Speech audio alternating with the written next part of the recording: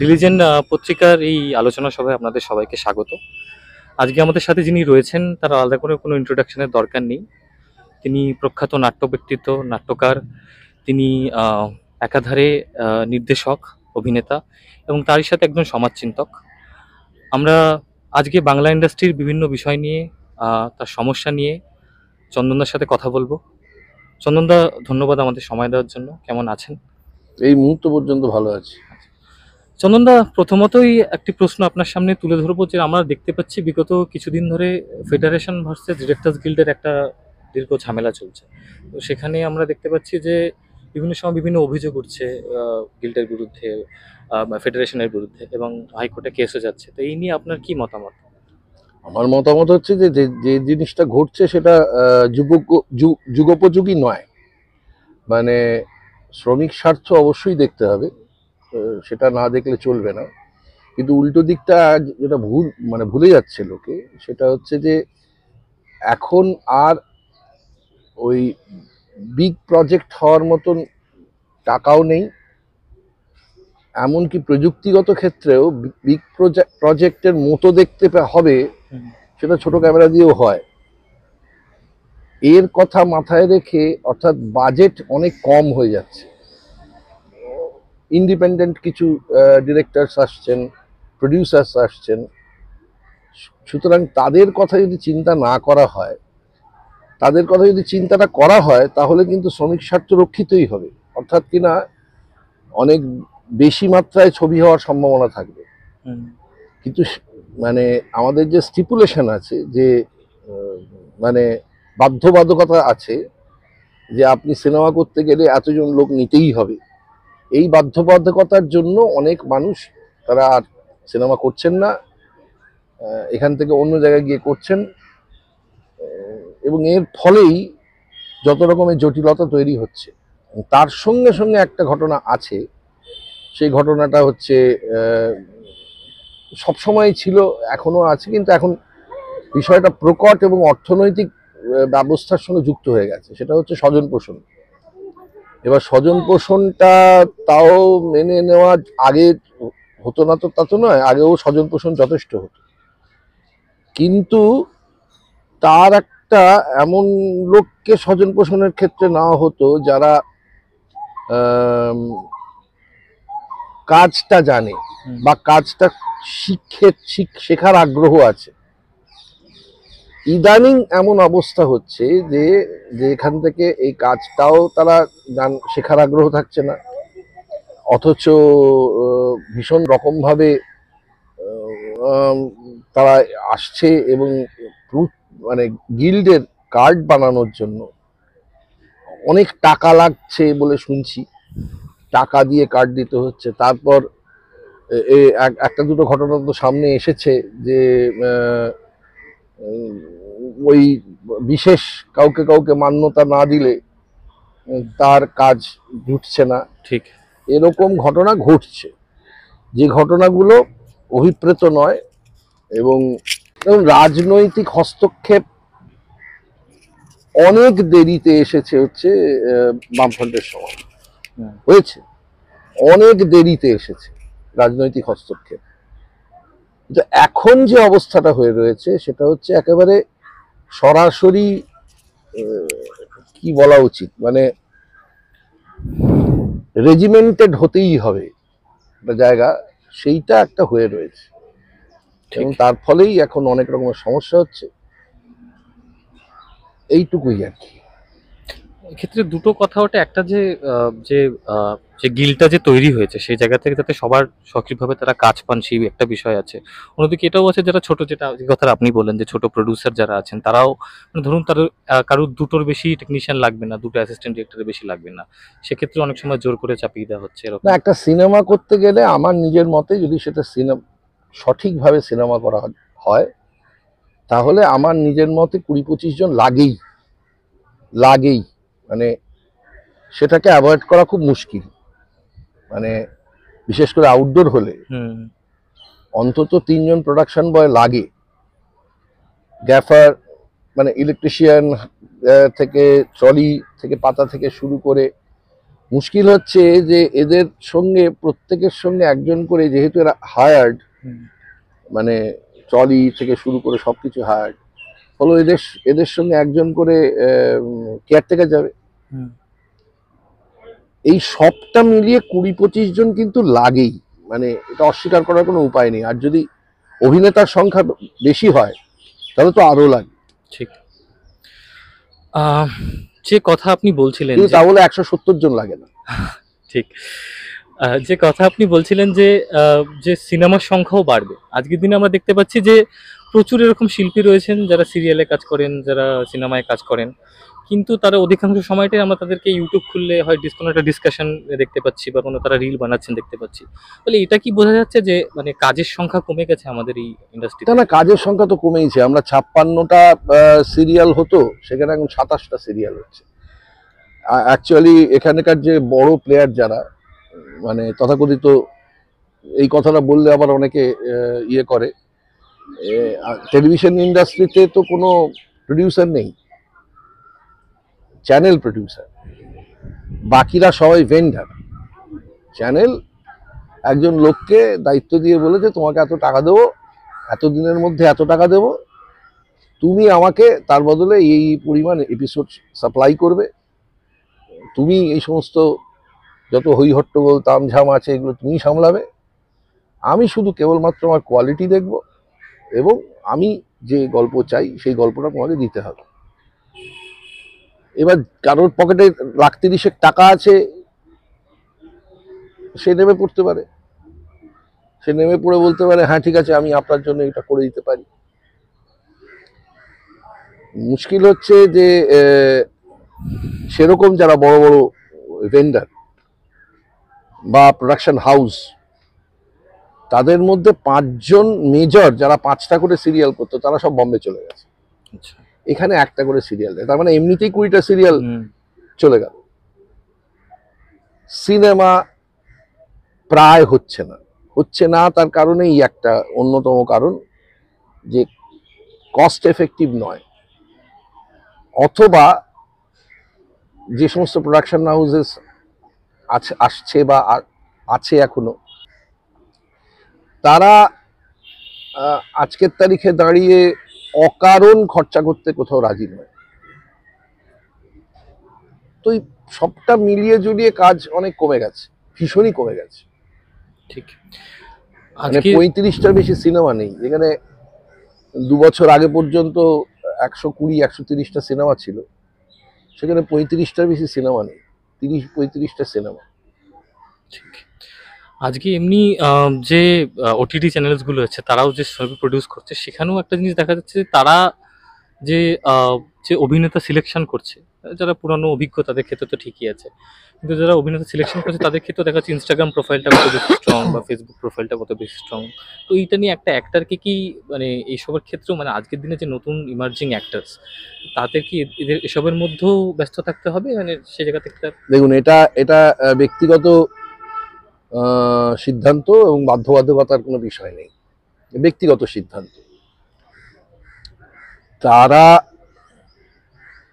দেখুন, Instagram follower আছে কিন্তু অভিনয়টা জানে না, তাদের দিয়ে বিক্রিটা হবে, এগুলো তো সবই তথাকথিত।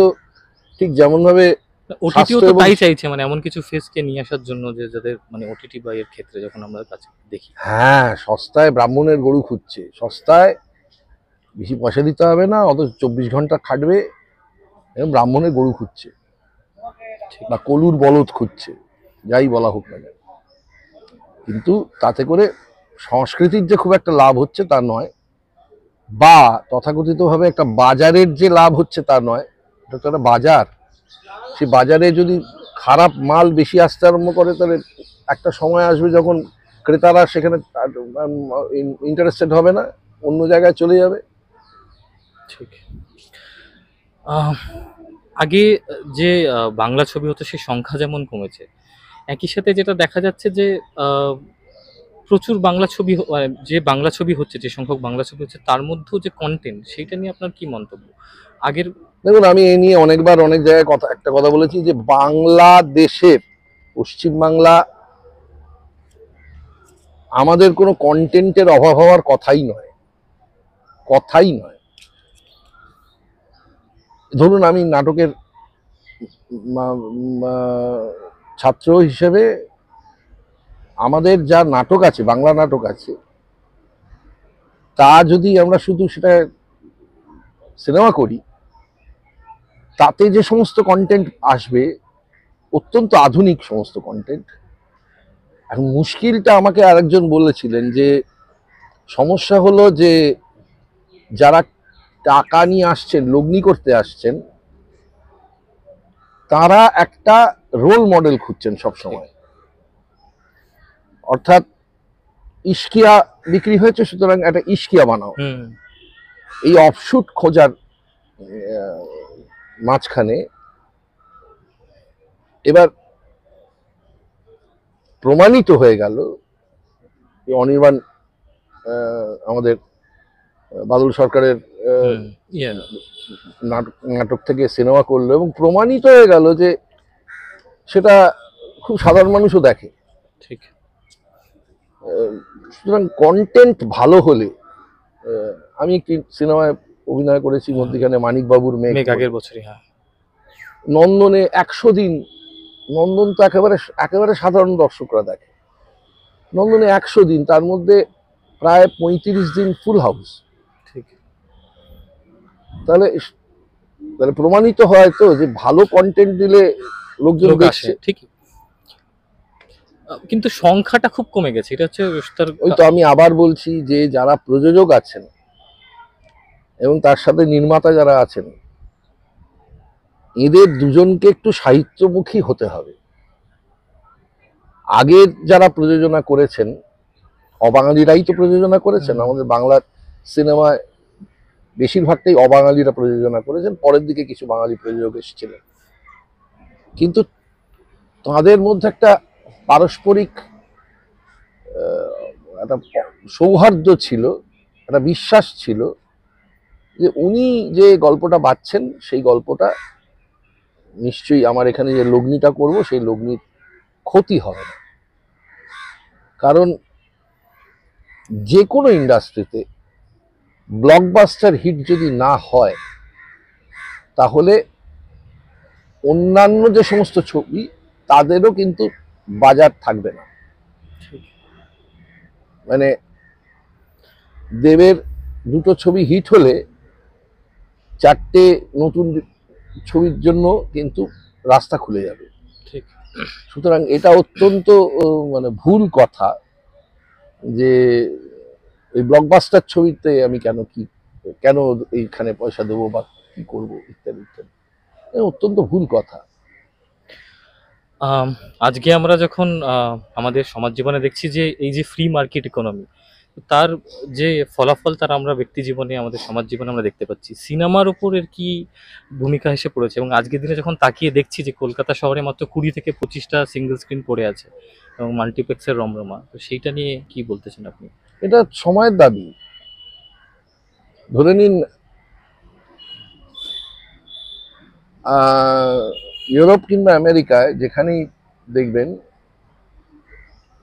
সেখানেই এখন প্রযুক্তির এমন একটা জায়গা চলে এসেছে যে দুদিন বাদে এই মোবাইল ফোনটিও হাতে থাকবে না কারো। খুব বেশি দিন নয়, বছর দশেকের মধ্যেই ঘটবে। সবটাই তখন ভিআর গ্লাসে পরিণত হবে বা ভিআর গ্লাসের থেকে উন্নত কোনো কিছুতে পরিণত হবে, যাতে আপনার মানে মানে আরো সস্তা হয়ে যাবে, আরো দ্রুত হয়ে যাবে। অলরেডি চায়না যেখানে পৌঁছেছে ইন্টারনেট স্পিডে, সেখানে মানে আমি নিজে দেখে এসেছি বলেই বলছি যে তার যে দ্রুততা আর তার যে ব্যাপ্তি, সেটা প্রযুক্তির এমন সাংঘাতিক জায়গায় পৌঁছচ্ছে। আপনারা নিশ্চয়ই কিছুদিন আগে একটা খবর পেয়েছেন যে একটি অ্যাপ্লিকেশনকে, এআই বেসড অ্যাপ্লিকেশনকে বন্ধ করে দেওয়ার কথা ভাবা হচ্ছিল। সেই অ্যাপ্লিকেশন যে এটা বন্ধ করে দেবে বলছিল সিইও, যে তাকে বলছে যে তোমার অমুক অমুক কুকীর্তি আছে, ওগুলো কিন্তু আমি সকলের সামনে ফাঁস করে দেবো। আসলে ইনফরমেশন যে না, অ্যাপ্লিকেশন বলছে। আপনি বুঝতে পারছেন হ্যাঁ, কোথায় গেছে ব্যাপারটা? অ্যাপ্লিকেশন অ্যাপ্লায়ারকে বলছে যে তুমি যদি আমাকে বন্ধ করে দাও, টার্মিনেট করো, তাহলে আমি তোমার এই কুকীর্তিগুলো আছে ফাঁস করে দেবো। তো এইখানে গিয়ে যখন পৌঁছেছে, মানে সে তো তার তো আমার কথা শুনে চলা উচিত। ঠিক। সে আমাকে উল্টে ধমকাচ্ছে যে তুমি আমাকে টার্মিনেট করতে পারবে না, টার্মিনেট যদি করো তাহলে আমি এগুলো বলে দেবো। এই তথ্য আমার কাছে আছে। আপনি বলছেন আজকে মানুষের ইনফরমেশন সিকিউর নয়, মানে এই যেটা না না, সেটা তো নয়। আজকের তারিখের ব্যবসাটাই তো হচ্ছে আপনার আমার ব্যক্তি জীবনের ব্যবসা, মানে ব্যক্তি জীবনের চাহিদা তৈরি করা না, তৈরি করা। মানুষ এখন নিজেই যে পণ্য হয়ে গেছে, সে আর পণ্য কিনছে না, সে নিজেই একটা পণ্য। এইটা বহু মানুষই বুঝে উঠতে পারছেন না যে উনি আজকের তারিখে উনি আর পণ্য কেনার জন্য কিছু করছেন না। বেশ কিছুদিন আগে একটা ছবি হয়েছিল, আমি আশা করি নেটফ্লিক্সেও আছে, যেখানে বড় বড় কোম্পানির যারা সিইও, তারা পর্যন্ত আজকে ভাবতে আরম্ভ করেছেন, আচ্ছা আমি এক্ষুনি যে কথাটা বলছি সে কথাটা কি আমি বলছি, এটা আমার নিজস্ব ভাবনা, নাকি আমাকে দিয়ে ভাবিয়ে নিচ্ছে, আমাকে দিয়ে এইভাবে বলাচ্ছে, এইভাবে চালাচ্ছে। দেখুন, কোভিড একটা সারা বিশ্ব জুড়ে মানবতার বিরুদ্ধে এত বড় ষড়যন্ত্র হয়নি। মানে একেবারে বায়োলজিক্যাল ওয়ারফেয়ার বলতে, মানে গোটা বিশ্বের মানুষের উপর এই ওয়ারফেয়ার চালানো হয়েছে, আজ প্রমাণিত সেটা। কিন্তু দুটো তিনটে জিনিস এর থেকে বেরিয়ে এসছে। এক হচ্ছে মানুষের চাহিদা কত কম হতে পারে। যে যে জিনিসগুলো ছাড়া আমরা বাঁচবো না ভেবেছিলাম, দেখতে পেলাম সেগুলো ছাড়া দিব্য বেঁচে তো আছি, বরঞ্চ নতুন নতুন আর কোথায় কোথায় কি করা যায় তার ভাবনা উদ্ভূত হচ্ছে। প্রকৃতি মাত্র 1.5 বছরে নিজেকে সারিয়ে ফেলেছিল, এবং তার যে সমস্ত ক্ষত ছিল সে ক্ষতগুলোকে মাত্র 1.5 বছরে সে সারিয়ে ফেলেছিল। তো সুতরাং প্রযুক্তিকে কিভাবে ব্যবহার করা হবে, বিশেষ করে আমাদের এই এন্টারটেনমেন্ট ইন্ডাস্ট্রিতে, সেটা কিন্তু আগে থেকে রিসার্চ করার খুব দরকার আছে, এবং সেই অনুযায়ী আমাদের যারা কাজ করতে আসছেন তাদেরকে তৈরি করানোর দরকার আছে। কারণ আজকে ধরুন আমরা যখন সিনেমা করতে এসেছি তখন ডিনো লাইট বলে কিছু ছিল না, যেটা যেটা এখন প্রায় অবসলিট হয়ে যাচ্ছে। অর্থাৎ কিনা আপনি রাত্রির বেলা 4টে ডিনো লাইট জ্বালালে সূর্যের মতন আলো পাবেন, মনে হবে অ্যাকচুয়ালি দিনে শুট হচ্ছে। ইদানিং তার থেকেও আধুনিক আলো চলে এসেছে, খুব কম, মানে যে পরিমাণ লো লাইটে শুট হচ্ছে। তো সেদিক থেকে প্রযুক্তি আজকে এমন একটা পর্যায়ে গিয়ে দাঁড়িয়েছে। এবং আমার এক বন্ধু অঞ্জনাভ, সে এই মুহূর্তে বিশ্বের খুব বড় বড় দুটো প্রতিযোগিতায় তার ছবি নির্বাচিত তো হয়েইছে, পুরস্কৃত হয়েছে। অথচ অঞ্জনাভ পুরো ছবিটা বানিয়েছে বাড়িতে বসে, পুরোটাই বাড়িতে বসে বানিয়েছে। সেটা কি মোবাইল ফিল্ম না? না না, তার মানে 4K ইয়ে হয়, আচ্ছা প্রজেকশন হয়, আচ্ছা। পুরো ছবিটাই বাড়িতে বসে বানিয়েছে। তা সুতরাং এই জায়গাগুলোকে একটু মাথায় রেখে ভবিষ্যতের প্রযুক্তির কি কি ধরনের উন্নতি হতে পারে, এবং তাতে কি পরিমাণ, মানে এমনিতেই প্রযুক্তি সবচেয়ে আগে কেড়ে নিচ্ছে হচ্ছে শ্রমনিবিড় যাবতীয় শিল্প মাধ্যমকে, মানে সেটা স্টিল হোক, স্টিল তৈরি করা হোক বা যাই হোক। একমাত্র আমি এখন যা উপায় দেখতে পাচ্ছি, আমি আমার নিজের মনে হয় যে আমরা একটা অদ্ভুত জাংচারে দাঁড়িয়ে আছি। কারণ মানুষ তার অতীতে যতগুলো সভ্যতা দেখেছে সবকটা সভ্যতা পার হয়ে এসেছে এবং তার ব্যর্থতা এবং সাফল্য দেখে ফেলেছে। আমরা একটা একদম নতুন অবস্থার মোড়ে দাঁড়িয়ে আছি, যেখান থেকে মানুষের সভ্যতারা অন্যদিকে অন্য খাতে বইতে আরম্ভ করবে। এবং তার পরীক্ষা নিরীক্ষাটা সত্যি সত্যি তার পরীক্ষা নিরীক্ষাটা হচ্ছে চায়নায়। যারা একটু খোঁজ খবর রাখেন তারা বুঝতে পারবেন যে চায়না এই তথাকথিত সমাজতান্ত্রিক ব্যবস্থার তো প্রাথমিক যে শর্ত, যে জল মাটি আকাশ কারণ নয়, জনগণের, রাষ্ট্রের, চায়না সেটা মেনটেন করছে। সেখানে জল মাটি আকাশ সে কাউকে দিচ্ছে না, কোনো ব্যক্তি মালিকানাকে দিচ্ছে না। অথচ এই তিনটে ক্ষেত্রেই ব্যক্তি মালিকানার মানে কি বলবো, ব্যবসা করছে। কিন্তু সেই ব্যবসাটা রাষ্ট্র তাকে বলছে যে এই অবধি করতে পারো, এরপরও পারবে না। এবং সত্যি সত্যি সেখানে এমন একটা অবস্থার সৃষ্টি করা হয়েছে যেখানে আজকে আমি আমার যে সমস্ত বন্ধু বান্ধব এবং অন্যান্য যারা মাস্টার, মানে কি বলবো, মানে পণ্ডিত ব্যক্তি আছেন ইকোনমিক্সের, তাদের কাছে যখনই জিজ্ঞাসা করছি যে এটা একটা কল্পনা করা হয়েছিল যে সমাজতান্ত্রিক বাজার অর্থনীতি, এটা কি সত্যি হতে পারে, এর একটা আধা উত্তর পাওয়া যাচ্ছে। কিন্তু আপনি কি বিশ্বাস করেন বাজার অর্থনীতি যে টার্মটা মানে সেটা অ্যাকচুয়ালি অ্যাপ্লাইড এবং সাকসেসফুল? মানে না না না না, সে তো মারা গেছে, সে অনেকদিন আগে। দেখুন, ক্যাপিটালিজমের প্রথম কথা হচ্ছে যে অনেক রকমের অনেক লোক, তারা মালিক, তারা সমস্ত ইয়ে তৈরি করবেন, করে বাজারে নিয়ে আসবেন, কম্পিট করবেন। এই কম্পিটিশনের জন্য সস্তা হবে এবং সেই মালটা বেটার মাল দিতে হবে, কারণ যেহেতু কম্পিটিশনের মধ্যে ঢুকছেন। এবং সেইটার কারণেই ভোক্তা অনেক কম দামে ভালো মাল পাবেন। এইটা তো হচ্ছে কনসেপ্ট। সেখানে সে মারা গেছে এই কারণের জন্য, সে অনেক প্রডিউসার নেই সারা বিশ্বেই, ভয়ঙ্কর রকম ভাবে যাকে বলা হচ্ছে অ্যাকুমুলেশন অফ ওয়েলথ, মুষ্টিমেয় কতগুলো গোষ্ঠীর কাছে গিয়ে হাজির হয়ে গেছে। এবং ভ্যারোফাকিসের কথাটা, মানে যিনি গ্রিসের একটা সময় মন্ত্রী ছিলেন এবং ইকোনমিস্ট, তিনি যে নতুন শব্দটা বার করে এনেছেন, টেকনো ফিউডালিজম। হ্যাঁ, টেকনো ফিউডালিজম।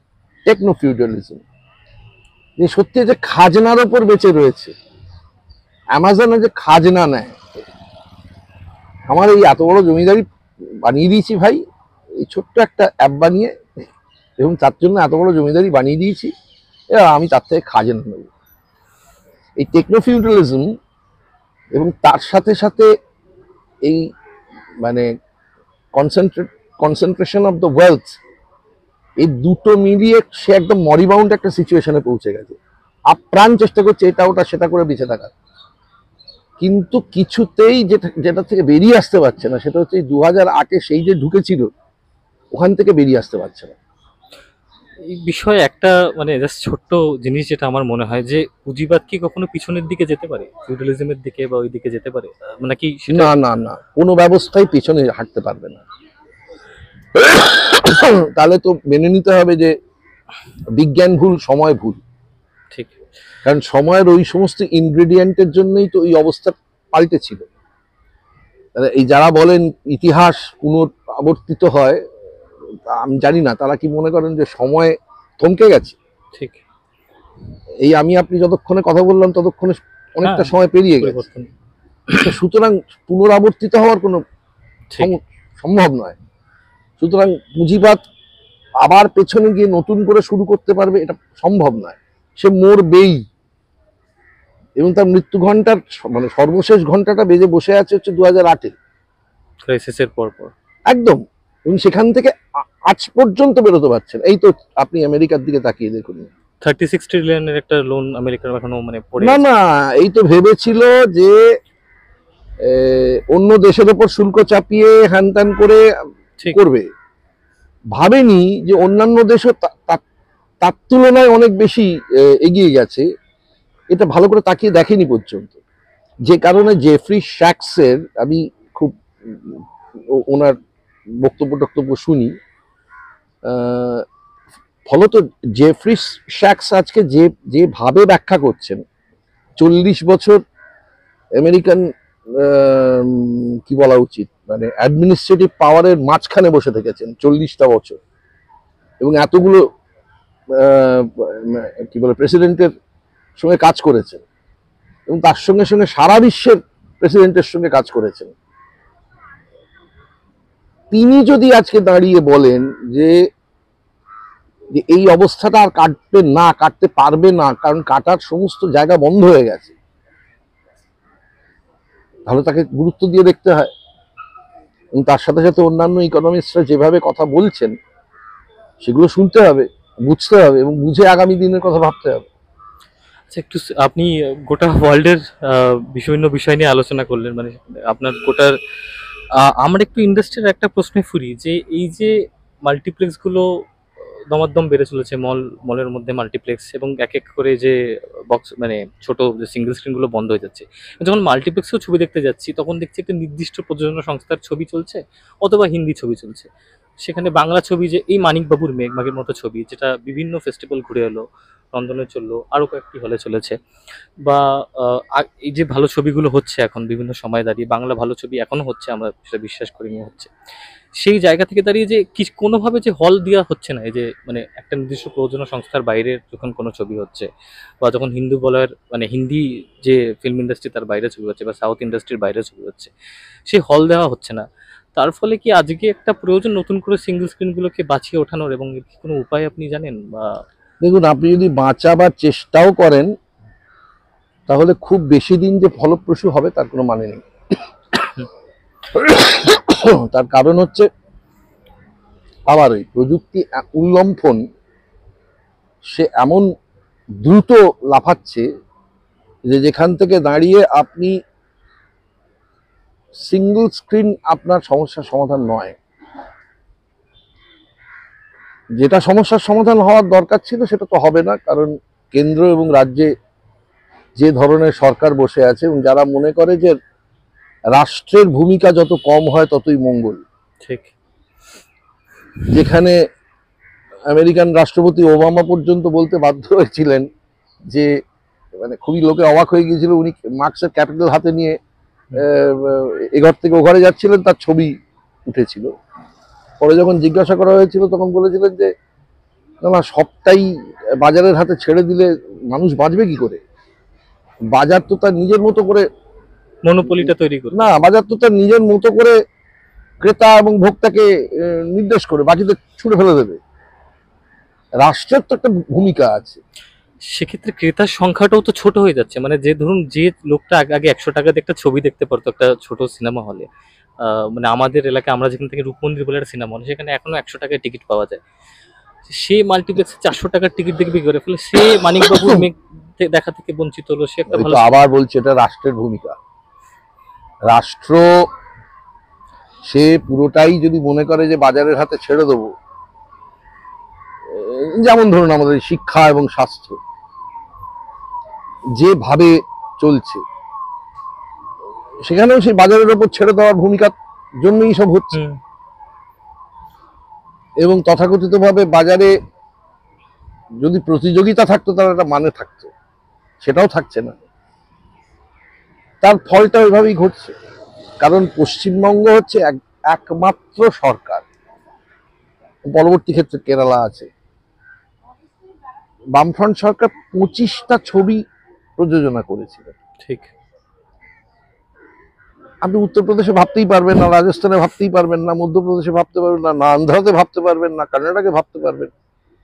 তো ফলত সরকার কিভাবে কি প্রোটেক্ট করবে, সেটা রাষ্ট্র যদি ঠিক মানে সে তার নিজের দায়িত্ব না পালন করে, তাহলে তো এই ধরনের গন্ডগোল ঘটবে। কিন্তু আমি সেখান থেকে আপনার প্রশ্নের উত্তরটা দিইনি। আমি বলেছি যে সিঙ্গেল স্ক্রিন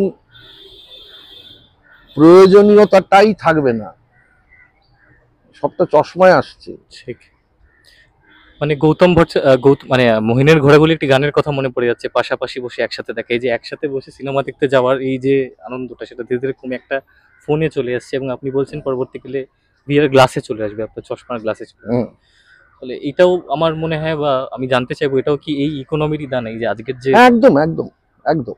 একা করে দেওয়া, একা হয়ে যাওয়া? দেখুন, আপনি আজকের তারিখে আপনি পিওর ম্যাথমেটিক্স নিয়ে গবেষণার কোনো জায়গা নেই। ঠিক। কেন নেই? তার কারণ গবেষণাগারগুলো যারা দখল করে বসে আছে, যারা টাকা জোগায়, যারা মনে করে প্রত্যেকটা ছাত্র হচ্ছে তাদের শেয়ার, আপনি আমেরিকা ইউরোপের দিকে তাকালে তো তাই দাঁড়াবে, একদম ওপরের দিকটা ছাড়া, মানে স্ক্যান্ডিনেভিয়াটা ছাড়া। ওখানে আবার কেনসিয়ান ইকোনমিক্সের থিওরি মানে প্রভাব বেশি। সেখানে সত্যি জনকল্যাণমূলক রাষ্ট্র একটা রেখেছে, তার সঙ্গে আমার বাজার আছে, কিন্তু জনকল্যাণমূলক রাষ্ট্র রেখেছে। সেটা ছাড়া ডাউন, মানে আজকাল নতুন শব্দ ব্যবহার করতে আরম্ভ করেছে, গ্লোবাল সাউথ, গ্লোবাল মিড, সব সব সব ব্যবহার করতে আরম্ভ করেছে। সেখানে আপনি প্রযুক্তিকে, ধরে নিন আমি বলছি আজকে এই মুহূর্তে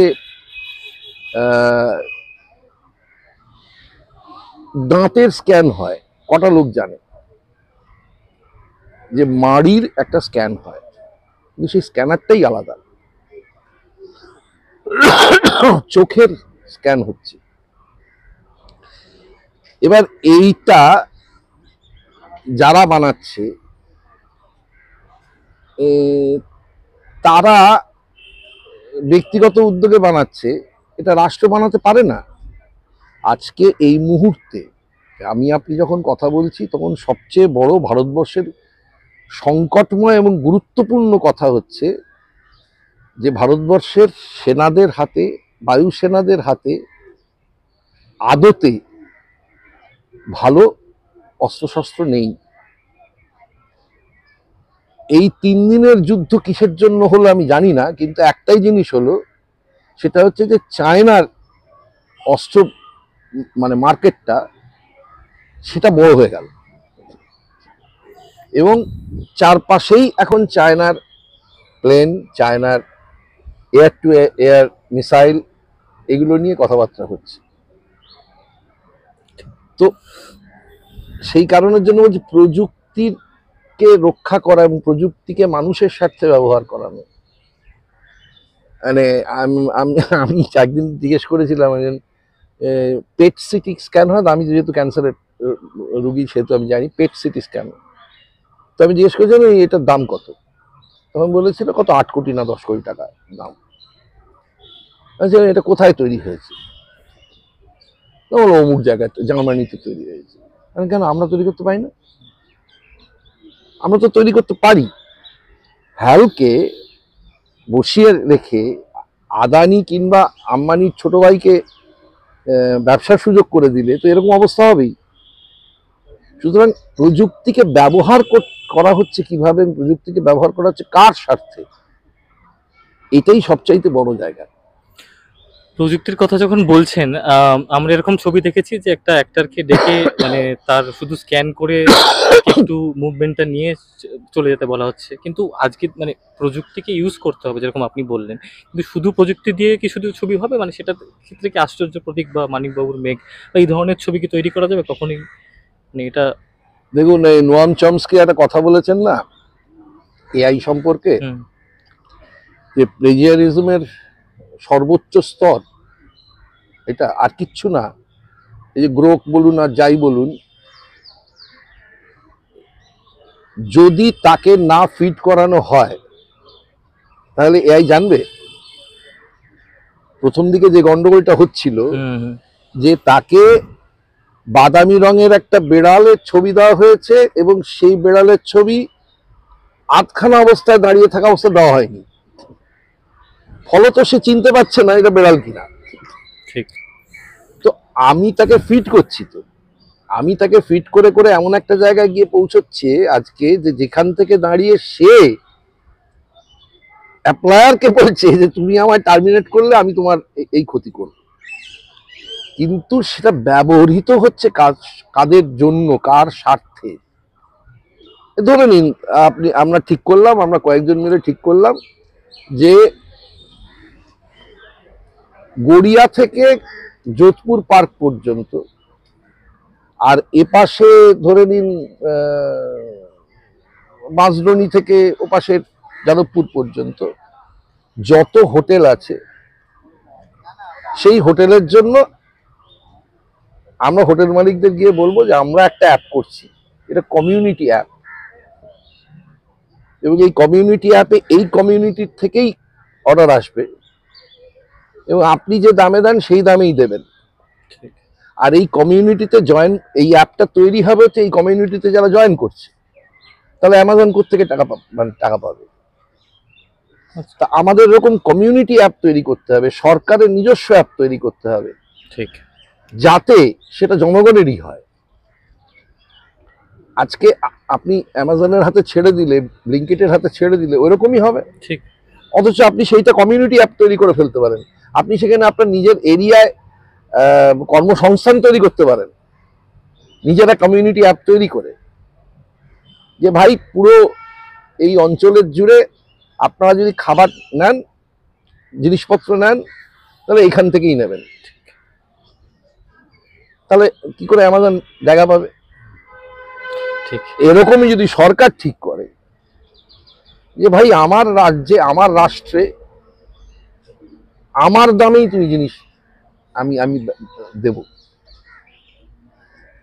এবং তার জন্য আমি ইনকাম জেনারেট করলাম, কিছু কর্মসংস্থান তৈরি হলো, এবং সেটাও লোকাল হতেই পারে। ঠিক। একদম শেষ পর্যায়ে চলে এসেছি। আমি একটু আর একটি কি দুটি প্রশ্ন করে চন্দনদাকে, যেটা বিষয় যে যখন নিও রিলিজ ফিল্ম ধারা তৈরি হয়, সে সময় সিজার জাবাত তিনি ভেবেছিলেন এমন একটা সময় আসবে, এমন একটা ভবিষ্যৎ দেখবে যেখানে সবাই তাদের নিজের রিয়ালিটি নিয়ে ছবি বানাবে। তো আজকের দিনে দাঁড়িয়ে দেখছি সবার কাছে সাধন চলে এসছে, কিন্তু সেটা কি তাদের নিজের রিয়ালিটির উপর ছবি হচ্ছে, নাকি সেই মার্কেট ট্রেন্ড সেটাই ফলো হচ্ছে, মানে সেটাই উপর? দেখুন, মার্কেট ট্রেন্ড আপনি কিছু কিছু ক্ষেত্রে ফলো করতে বাধ্য। মানে আপনি একটা ছবি করলেন, যে ছবির বিষয়বস্তু হলো যে টেসলা কি করে চুরি করে, আপনাকে ইউটিউব সেটাকে আপলোড করতে দেবে কেন? আর যদি ইউটিউবের আপনি যদি মনিটাইজেশন করে ফেলেন এবং তারপর আপলোড করেন, সে আপনাকে ওটা করতে দেবে না, তাহলে আবার সেই গিয়ে হাতে পড়লেন হচ্ছে কারণ। ঠিক। এবার যদি রাষ্ট্র একটা ব্যবস্থা করে, সে তার নিজের প্ল্যাটফর্ম তৈরি করে, এবং সেখান থেকে তার কোনো মানে গণতান্ত্রিক পদ্ধতিতে, খুব ইউটোপিয়ান শোনাচ্ছে কথাটা, এটা যদি নাও হয়, আপনারা একটা গোষ্ঠী তৈরি করলেন, যে গোষ্ঠী ধরে নিন কেরালার একটা গোষ্ঠী তৈরি হয়েছে যারা সিনেমা বানায়, বাংলার একটা গোষ্ঠী তৈরি হয়েছে যারা সিনেমা বানায়, এবং তারা একটা অ্যাপ্লিকেশন তৈরি করেছে, যে অ্যাপ্লিকেশনটাতে আপলোড করলে দুটো দলই দেখতে হবে। এবার তারা দিল্লির একটা গ্রুপের সাথে যোগাযোগ করলো,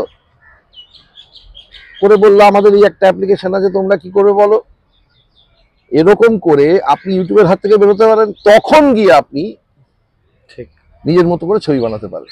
আপনাকে প্রথমে ওদের ইকোনমিক্স থেকে বেরিয়ে আসতে হবে। মানে এখন যেমন আমি মনে করি যে আমাদের প্রথম কাজ হচ্ছে অ্যালগোরিদমকে কনফিউজ করো। সারাদিনে তুমি দেখবে না, আসলে দেখবে না, তুমি এরকম 3-4টে RSS এর ফিড চালিয়ে দাও, খানিকক্ষণ বাদে আবার লেফটদের ফিড চালাও, প্রথম দিকে একটা কারোর ফিড চালাও, এবং সারাদিন এভাবে কনফিউজ করে দাও, করলে ও আমাকে পার্টিকুলার পাঠাতে পারবে না। তো আমার যদি এমন একটা কাজ হয় যে আমার প্রথম কাজ হচ্ছে অ্যালগোরিদমকে কনফিউজ করা, যাতে ও গুলিয়ে যায় যে কোনটা আমি ওকে ফিট করব, এটা যদি আমার কাজ হয়ে দাঁড়ায়, তখন আমি বাকি কাজটা কখন করব। কিন্তু আমার ওটার মানে একটা ভগ্নাংশ হলে আমাকে করতে হবে, তা নাহলে ও আমাকে ক্রমাগত ওটার মধ্যে ঘোরা ফেরা করাবে। ঠিক, একদমই। একদম শেষ অংশে চলে এসেছি। আপনার যে নির্দেশনায় যে নাটকটা এখন চলছে তার নাম ভবিতব্য। তো আপনি বাংলা সিনেমার ভবিতব্য তাহলে কি মনে করেন? এইটা বলেই আমি আপনাকে একটু শেষ করতে বলবো। বাংলা সিনেমার ভবিতব্য নির্ভর করবে বিজেপি এবং তৃণমূল শাসন চলে গেলে এবং আবার বামেদের হাতে ক্ষমতা ফিরলে। এবং মানুষের ভবিতব্য কিন্তু সেইটাই। এটা আমি খুব দৃঢ়ভাবে বিশ্বাস করি যে আজ থেকে 100 বছর বাদে কোনো 15 বছরের ছেলে সে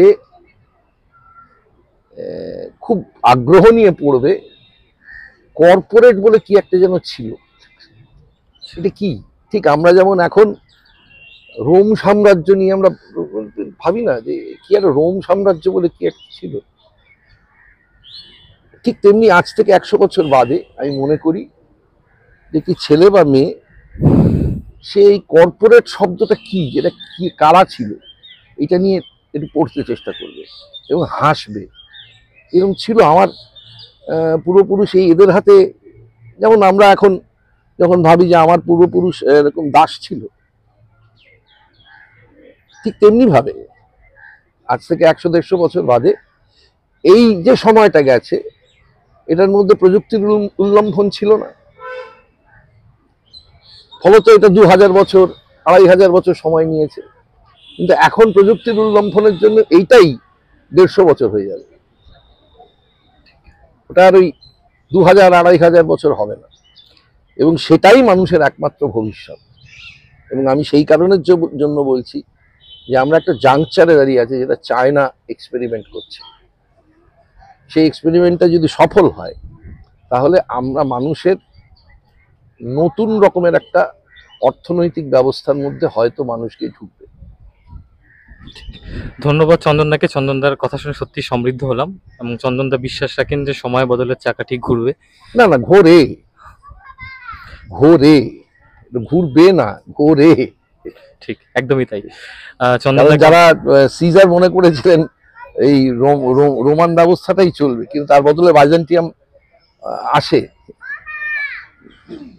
টার্কির লোকেরা একটা সময় মনে করেছিল এই এই ব্যবস্থাটাই বোধহয় চলবে। ব্যবস্থা পাল্টে গেছে, পাল্টে যায়, যেতেই হবে। একদমই তাই। চন্দনদাকে অনেক অনেক ধন্যবাদ ডিলিজেন্টকে এত সময় দেওয়ার জন্য।